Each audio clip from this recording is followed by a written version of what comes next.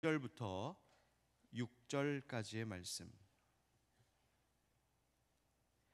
느헤미야 11장 1절부터 6절까지의 말씀을 교독하겠습니다. 백성의 지도자들은 예루살렘에 거주하였고 그 남은 백성은 제비 뽑아 10분의 1은 거룩한 성 예루살렘에서 거주하게 하고 그 10분의 9는 다른 성읍에 거주하게 하였으며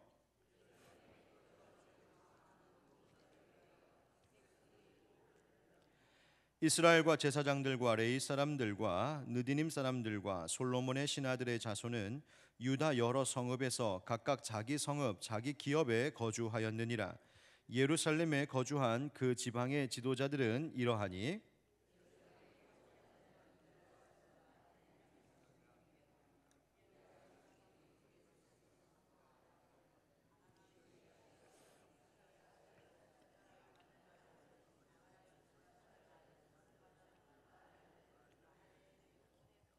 또 마아세아니 그는 바룩의 아들이요 골호세의 손자요 하세아의 증손이요 아다야의 현손이요 요아립의 5대 손이요 스가랴의 6대 손이요 실로 사람의 7대 손이라.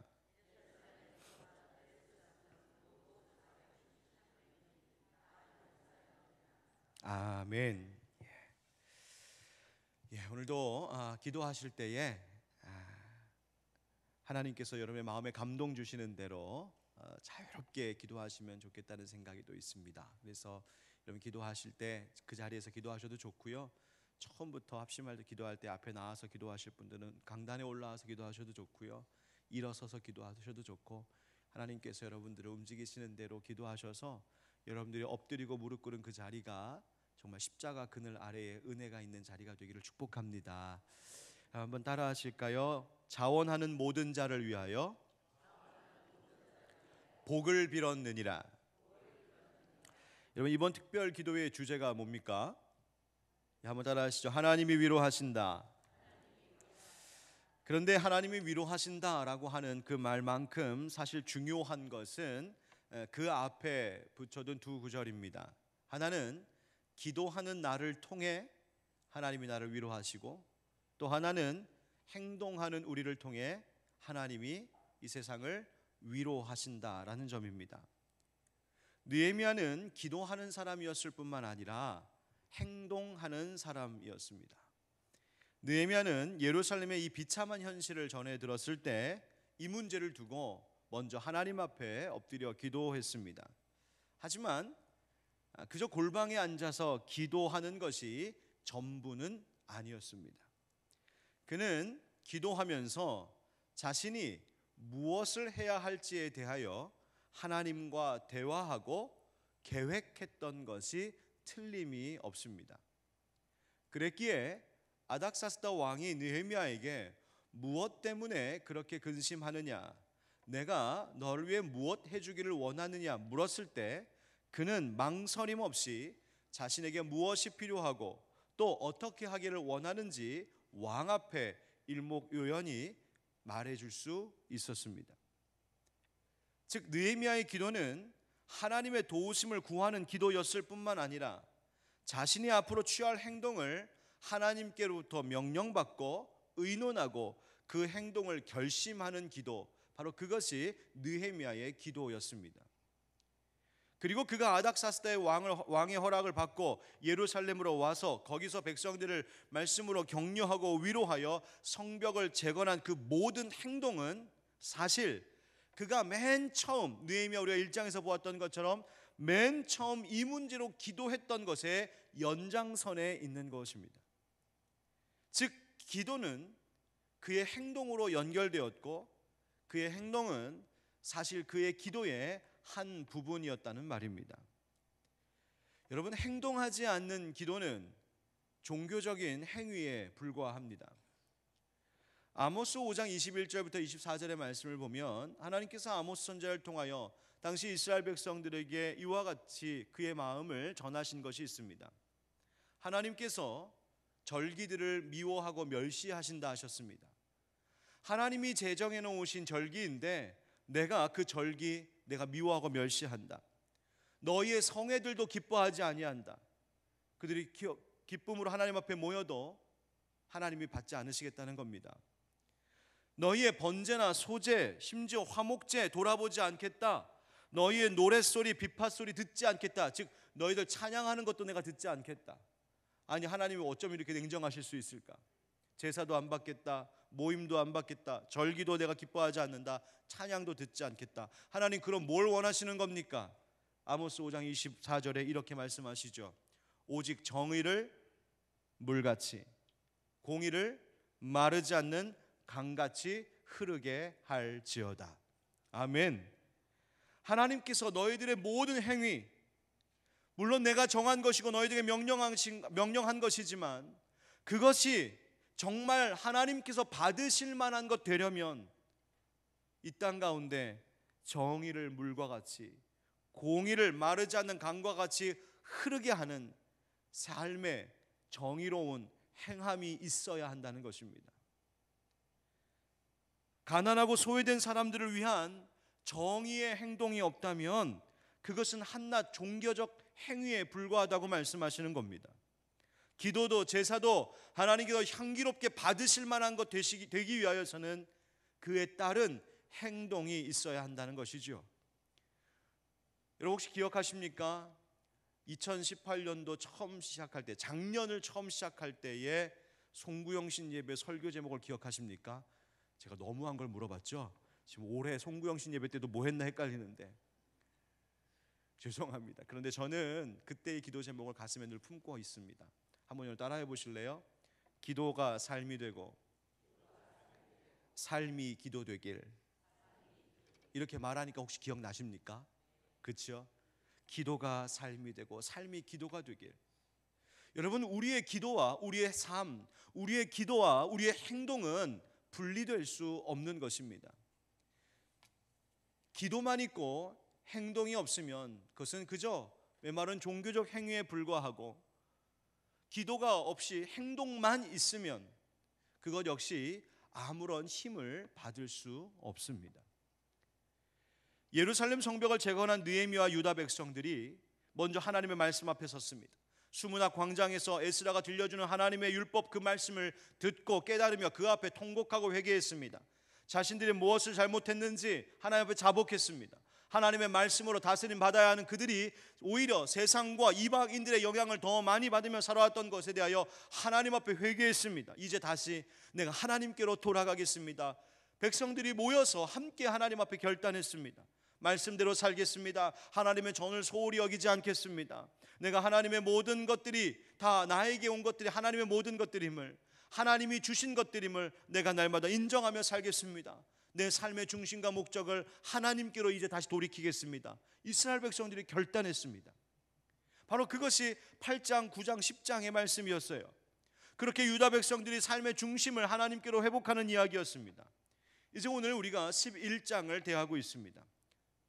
그런데 이 11장의 말씀은 사실 8장, 9장, 10장 그 앞에 있는 7장의 말씀으로부터 이어진다고 볼 수 있습니다. 그러니까 7장과 11장 사이에 8, 9, 10장이 끼어 들어갔었던 것으로 볼 수 있습니다. 그럼 앞에 7장은 무슨 이야기였을까? 느헤미야가 예루살렘 성벽 재건했습니다. 그런데 성벽을 재건하기는 했는데 문제가 있었어요. 그것은 예루살렘 성읍이 다시 되살아나려면 그 성읍 안에 거주하는 사람들이 인구가 좀 있어야 하는데 예루살렘 그 성읍 안에 인구가 너무 부족한 겁니다. 과거 바벨론 포로로 있다가 처음으로 귀환했던 사람들이 있었지만 그 사람들은 각자 자기들이 살만한 곳으로 흩어져 살고 있었기 때문입니다. 물론 그들 가운데에는 성에 머물러 살고 싶었던 사람들도 있었겠지만 당시 성벽이 재건되기 전 예루살렘은 완전한 폐허였습니다.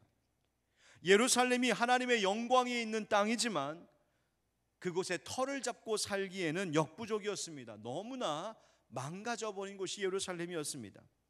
그래서 유다 사람들은 다 각기 다른 곳에, 또 예루살렘 성 외곽에 살게 되었습니다. 성벽을 재건하고도 그 성벽 안에 형편은 여전했습니다. 성벽을 재건했지만 집도 짓지 못해 살 곳도 마땅치 못했습니다. 인구가 있어야 사람들이 와야 예루살렘 성읍이 살아날 텐데 그것이 안 되고 있는 겁니다. 그래서 느헤미야가 이 문제 역시 하나님께 뜻을 구합니다. 느헤미야 7장 5절에 보니 하나님이 내 마음을 감동하셨다 되어 있습니다. 하나님께서 놀라운 방법 하나를 생각나게 하셨어요.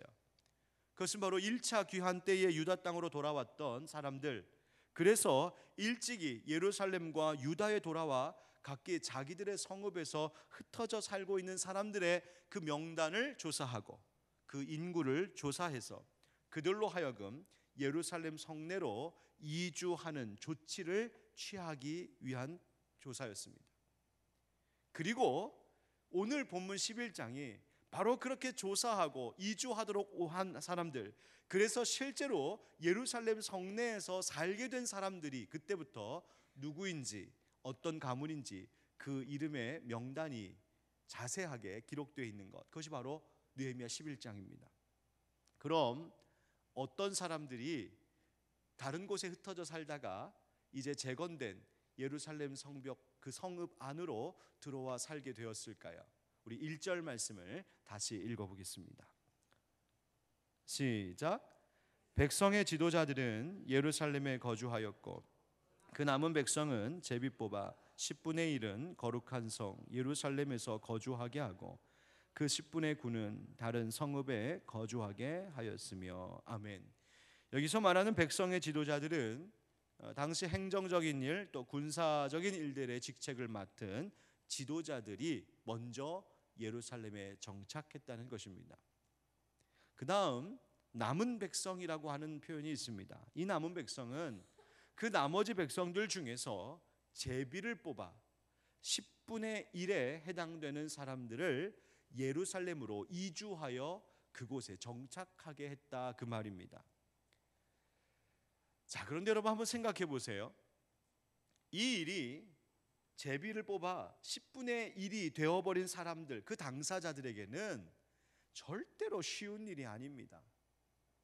지금까지 그들이 흩어져서 각자의 자리에서 잘 정착해 온 땅이 있는데 갑자기 다른 곳으로 이주한다는 것, 정작 10분의 1로 뽑힌 사람은 당황스러운 일이 아닐 수 없습니다.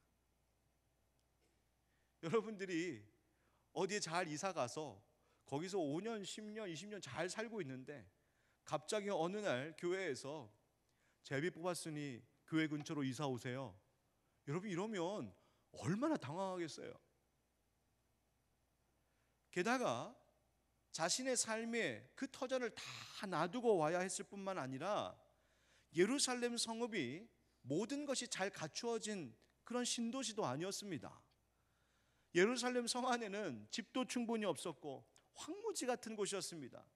성벽이야 52일 동안 백성들이 정말 온 힘을 다하여서 재건에 쌓아 올렸다 하지만 여전히 예루살렘 성은 적들에게 쉽게 노출될 만한 곳이었고 모든 것을 그 안에서 새롭게 개척해야 하는 곳이었습니다. 그러니 잘 살던 사람들을 느닷없이 제비를 뽑아 10분의 1은 이 안에 들어와서 살라고 하면 그것이 얼마나 어려운 일이었겠습니까? 그 수가 어느 정도 되었을까 추정해보면 어떤 자료에 보면 1차 포로 귀환자 한 5만 명 가운데 한 10분의 1이니까 한 5천 명 되지 않았을까 추정하는 말도 있지만 정확히는 알 수 없습니다. 아무튼 적지 않은 수, 적지 않은 가정들이 예루살렘 성으로 이주하게 되었습니다. 여러분 여기서 당시 유다 백성들이 하나님의 섭리와 계획에 자신의 삶을, 자신의 가정과 가문을 얼마나 철저히 맡겼었는지를 생각해 봐야 합니다. 10분의 1을 제비 뽑았어요. 여러분 성경에서 제비를 뽑는다는 말은 운을 이야기하는 것이 아닙니다. 운이 좋았다, 운이 나빴다가 아닙니다. 제비를 뽑았다는 얘기는 하나님의 섭리, 하나님의 의도, 하나님의 계획을 담고 있는 것입니다. 그 많은 가정들, 그 많은 사람들이 이제까지 일구어온 삶의 터전을 갑자기 버리고 떠나와야 했지만 그것이 하나님의 섭리요 자신들을 통해 이루실 예루살렘의 재건에 하나님께서 나를 쓰신다고 한다면 그것에 내가 헌신합니다. 동참하겠습니다. 자기 자신의 삶보다, 지금 보장된 안정된 삶보다 하나님의 섭리와 하나님의 나라가 우리에겐 더 중요합니다 라고 그 명령에 따라 순종했던 이들이 바로 오늘 성경에 기록된 그 이름들, 그 가정들입니다. 그래서 다음의 말씀이 이렇습니다. 우리 2절 함께 읽어보시죠. 2절 시작. 모든 자를 위하여 백성들이 복을 빌었느니라. 아멘. 아멘. 자원하는 모든 자, 억지로 강제로 이주해온 것이 아니라 즐거운 마음, 기쁨으로 자원하는 마음으로 이주해 왔다는 겁니다. 하나님의 섭리와 하나님의 계획에 즐거운 마음으로 동참한 사람들이 있었습니다. 그렇게 자기 자신을 희생하고 내려놓으면서 하나님의 나라와 하나님의 선민 공동체를 회복하는 그 일에 내가 자원합니다, 내가 헌신합니다 그랬던 사람들, 그 사람들을 위하여 나머지 10분의 9에 해당되는 사람들이 박수를 쳐주며 하나님의 축복을 그들을 위하여 빌어주었다는 이야기가 바로 오늘 2절의 말씀입니다.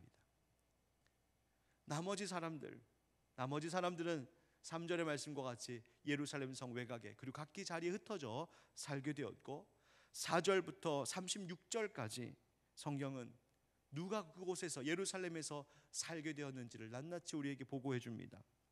지방 가문 지도자들, 유다 지파와 베냐민 출신들의 지도자들, 또 제사장 가문들, 레위 가문들, 성문, 지기, 봉사자들, 노래하는 사람들, 하나님께서 옮겨 그곳에 살게 하신 이들이 있었습니다. 오늘 우리는 이 자원하여 예루살렘 성에 거주하게 된 사람들을 한번 주목해야 합니다. 여러분, 느헤미야의 기도는 행동하는 기도였다고 말씀드렸습니다. 행동 자체가 하나님 앞에 향기로운 기도와 같았고, 유다 백성들 가운데 예루살렘으로 이주하여 온 이들도 바로 그 느헤미야처럼 자원하는 행동으로 하나님의 기쁨이 되었습니다. 그리고 자원하는 행동으로 인하여 그들은 복을 받는 자들이 되었습니다. 느헤미야는 이 사람들의 이름을 하나하나 기록했습니다. 어쩌면 기록해두지 않았다면 그냥 쉽게 잊혀질 수도 있었던 그 이름들을 느헤미야는 이들의 자원, 이들의 헌신이 바로 새로운 유다 공동체를 세워가는데 얼마나 중요했는지를 알았고, 그의 후손들이 그 이름들을 기억하며 그 이름들에 대하여 고맙게 여기기를 바라는 마음으로 이 이름들을 하나하나 기록해 두었습니다. 느헤미야가 기억하고 그 이름들을 기록했다는 것보다 더 중요한 것은 그 자원한 사람들의 이름들을, 그 가문들을 하나님께서 기억해 주셨다는 것입니다. 여러분, 이게 뭔지 혹시 아십니까? 이것은 뭐냐면 지금으로부터 만 4년 전 2015년 1월 25일 하늘빛 광성교회 창립 감사 예배 순서지입니다. 저는 이 예배 순서지를 너무 소중하게 보관하고 있습니다. 그저 처음 감사 예배 창립 예배 순서지라서가 아니라 그 뒤에 기록된 인쇄된 우리 성도님들의 이름 때문입니다. 여기에는 하늘빛 가족 개척 동참자 명단 171명이라고 하는 사람들의 이름이 하나하나 기록되어 있습니다. 거룩한 빛 광성교회를 떠나 아무것도 준비되지 않았던 이 하늘빛 광성교회를 함께 세우겠다고 자원하여 오신 이름들이 여기에 있습니다. 또 이 교회가 시작된다는 소식을 듣고 처음부터 함께 하겠다고 아무것도 없는 이곳에 오셨던 귀한 분들의 이름이 있습니다. 그 중에는 약속된 시간 동안 봉사하고 헌신하신 후에 다시 본래의 자리로 되돌아가신 분도 계시지만, 이 자리에도 그때부터 함께 해주신 분들이 여전히 많이 계십니다. 처음 바로 이분들의 자원과 헌신이 아니었다면 이 교회의 기초를 세우는 것은 너무나 어려운 일이었을 겁니다.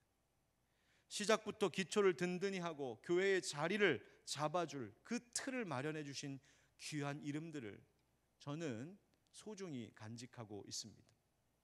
이 가운데는 이미 하나님께서 천국에 부르셔서 하나님 품에 안겨 계신 분도 계십니다. 천국 가면 하이파이브 하면서 반갑게 인사할 겁니다.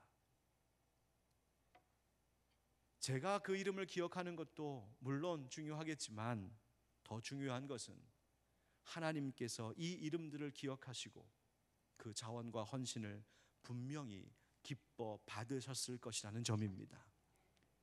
교회는 이와 같은 사람들로 세워집니다. 아무리 많은 사람들이 있다고 해도 움직이지 않는다면 교회는 세워져 갈 수 없습니다. 소수의 자원하는 사람들이 있을 때에 소수의 행동하는 사람들로 인해 교회는 든든히 세워져 가는 겁니다. 하나님의 섭리에 따라 하나님의 계획에 동참하며 내가 왜 10분의 1에 들었냐고 억울해하는 것이 아니라 겸손히 자기 자신을 드리는 사람들이 이 교회, 이 땅에는 필요합니다. 지금도 우리 교회는 그런 분들이 많이 계십니다. 2015년 1월 25일 개척 동참자 명단에는 없다 할지라도 지난 4년 동안 함께한 여기 계신 모든 성도님들은 앞으로의 우리 교회 역사 전체를 볼 때에 개척자들과 다름없는 분들이 여기 계신 여러분들이십니다. 여러분들이 바로 초기의 기틀을 잡아가는 일에 자원하신 너무나 귀한 분들이란 말입니다. 여러분들 가운데는 보이지 않게 이름 없이 헌신한 분들이 많이 계십니다. 주일 예배 또 기도회 등 언제나 자리를 지키며 예배 진행을 위해 감당하는 귀한 봉사자들이 있습니다. 예배를 드리기 위하여서 찾아오신 성도님들을 위해 안내하고 이 추운 겨울에 편의를 위해 그들을 위해서 수고하는 분들이 계십니다. 처음 오신 분들, 새로 등록하신 새가족들을 위해 지하부터 지상까지 그렇게 오고 가는 새가족 안내하는 분들이 계십니다. 예배가 시작되면 설교하는 목사를 위하여서 예배를 위하여서 간절히 눈물로 기도하는 중보 기도자들도 계십니다. 성도들의 교제를 위하여서 식탁을 준비하는 봉사자들, 카페에서 수고하며 봉사하는 분들, 교회가 깨끗하도록 말없이 어디서나 자기의 자리에서 열심히 청소를 담당해 주시는 목자들과 목장 식구들, 찬양으로, 교회학교 교사로, 교회 살림살이를 관리하는 것으로, 시설을 돌보는 것으로, 요양원이나 호스피스와 같이 이웃들을 찾아가 위로하는 일로, 전도로 헌신하는 일로, 선교로 헌신하는 일도, 남선교회, 여전도회, 시니어들을 돌보는 일들, 또 문화적인 것으로 함께 소통하는 사람들, 아니 이루 말로 다 할 수 없는 많은 분들이 곳곳 구석구석에서 자기의 역할들을 잘 감당해 주셨기에 그 자원과 그 헌신이 바로 이 하늘빛 광성교회를 세워오게 하신 줄 믿습니다. 여러분, 이 모든 자원하고 헌신하는 분이 바로 이제까지도 중요하고 필요했던 것처럼 앞으로도 우리에게 필요합니다. 행동하는 기도라고 하는 책을 보면 저자가 이런 이야기를 합니다. 우리가 사는 사회나 교회 공동체 안에 어떤 필요가 있을 때에 우리는 하나님 앞에 이렇게 기도한다는 거예요. 하나님, 왜 우리에게 이런 것이 필요한데 하나님 왜 가만히 계세요? 하나님, 우리에게 이런 도움이 필요한데 왜 하나님 가만히 계세요? 그렇게 기도한다는 거예요. 그러면 하나님께서는 우리 귀에다 이렇게 속삭여 주신답니다. 나 가만히 있지 않았어. 나 너를 만들었잖아. 여러분, 무슨 말입니까?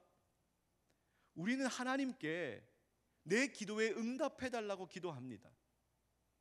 그러나 더 중요한 기도는 내가 하나님의 응답이 되게 해달라고 기도하는 것입니다. 하나님, 내가 저 필요를 채우는 사람 되게 해주십시오. 하나님, 저 도움을 내가 주는 그 응답이 되게 해주십시오. 사람이 없습니다. 하나님, 내가 저 자리를 맡는 사람이 되게 해주십시오. 하나님의 응답이 되는 인생을 사는 것, 그것이 하나님의 기쁨이라는 것입니다. 그래서 저자는 참 의미 있는 한 문장을 우리에게 남겨줍니다. 기도는 하나님을 설득해 우리가 원하는 일을 하시게 만드는 것이 아니라 우리 자신을 설득해 하나님이 원하시는 일을 우리가 하는 것이다 라고 말하고 있습니다. 여러분, 우리가 특별기도의 첫 주에 나누었던 말씀과 동일한 것입니다. 기도는 하나님께 나를 만들어 가시는 방편이라 했습니다. 기도를 통하여서 내가 하나님을 바꾸는 것이 아니라 기도를 통하여서 내가 하나님의 뜻에 맞도록 나를 바꾸고 나를 변화시키고 나를 설득시키는 것이 바로 기도라는 겁니다. 주님께서 가르쳐 주신 기도를 한번 생각해 보세요. 하늘의 뜻이 땅에서도 이루어지는 것과 같이 하늘의 뜻이 땅에서 이루어지기를 원한다고 기도합니다. 그런데 그 일이 이루어지기 위해서 뭘 하도록 기도하라 가르쳐 주셨습니까? 우리에게 주신 일용할 양식, 바로 우리에게 주신 양식은 나의 것이 아니라 우리의 것이니 나누어 줄 것을 기도하라 하십니다. 또 하늘의 뜻이 땅에서도 이루어지는 일을 위하여서 잘못한 사람을 용서하여 줄 것을, 나에게 잘못한 사람을 용서하여 준 것과 같이 용서하는 행동하라고 하십니다. 기도는 행동이라는 겁니다. 예수님께서 요한복음 17장에 보면 제자들과 교회를 위하여서 대제사장으로서 하나님 앞에 기도하는 내용이 있습니다. 그 기도에 보면 17장 9절에 내가 그들을 위하여 비옵나니 내가 비옵는 것은 세상을 위함이 아니요 내게 주신 자들을 위함이니이다 라고 기도하십니다. 여러분, 왜 예수님께서 나는 세상을 위해서 기도하지 않습니다 라고 말씀하셨을까요? 아니, 세상을 그토록 이처럼 사랑하신다는 예수님이 왜 세상을 위하여 기도하신다고 하지 않으셨을까요? 오히려 내게 주신 자들을 위하여 기도한다 하십니다. 이유가 뭡니까? 바로 예수님께 주신 그 사람들이 세상으로 나아가 세상을 구원하고 변화시켜야 했기 때문입니다. 동일한 장 18절에서도 말씀하십니다. 아버지께서 나를 세상에 보내신 것 같이 나도 그들을 세상에 보내었고. 여러분, 기도는 행동하는 것입니다. 우리가 지난 2주 이상 하나님 앞에 올 한 해를 위하여서 엎드려 간절히 기도했다면, 부르짖으며 기도했다면, 이제 그 기도가 우리의 삶으로, 우리의 일상으로 연결되어져 가야 합니다. 내가 3주 동안 아무리 부르짖으며 기도했다 할지라도, 내가 금식하며 기도했다 할지라도, 새벽에 잠을 설치며 기도했다 할지라도 3주가 끝남과 동시에 다시 원래의 생활로 돌아간다면, 전혀 자원과 헌신함이 없다면, 하나님을 위한 일상을 내가 살아내겠다고 결단하고 움직이지 않는다면 3주간의 기도는 한낱 종교적 행위, 하나님 받지 않으실 기도로 끝나버리고 맙니다. 사랑하는 성도 여러분, 기도하는 여러분 되시고 기도에 따른 행동으로 또한 기도하는 여러분 되시기를 예수님의 이름으로 축원드립니다. 함께 찬양합시다. 하나님은 우리의 피난처가 되시며